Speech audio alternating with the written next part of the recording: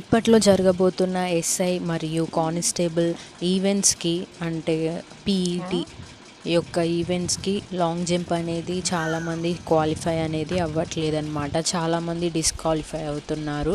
So ఈ video నేను long jump కొరకే ప్రత్యేకించి చేస్తున్నాను. మొదట మనం ఒక పనిలో ఒక డ్యూటీ చేయాలనుకునేటప్పుడు మనం ఏ విషయంలో అయినా మనకి సిగ్గు అనేది ఉండకూడదండి. రన్నింగ్ చేసేటప్పుడు ఎంతమంది ఉన్నారు, అమ్మో గ్రౌండ్లో బాయ్స్ అందరు ఎంతమంది ఉన్నారు అని మనం చాలా నర్వస్గా ఫీల్ అయిపోతుంటాం. సో ఫస్ట్ ఆఫ్ ఆల్ అది మానేయండి.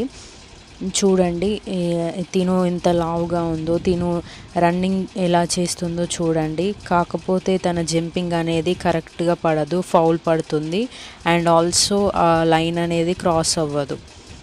ఈ విధంగా చాలామంది చేసి వాళ్ళ లాంగ్ జంప్ అనేది అన్సక్సెస్ఫుల్ అవుతున్నారు.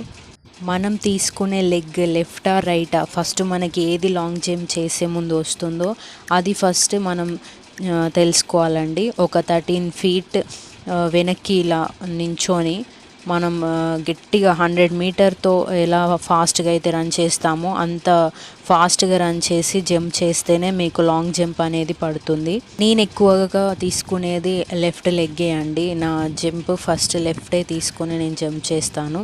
సో ఈ విధంగా మీరు కూడా లాంగ్ జంప్ అనేది నేర్చుకోండి. Thank you.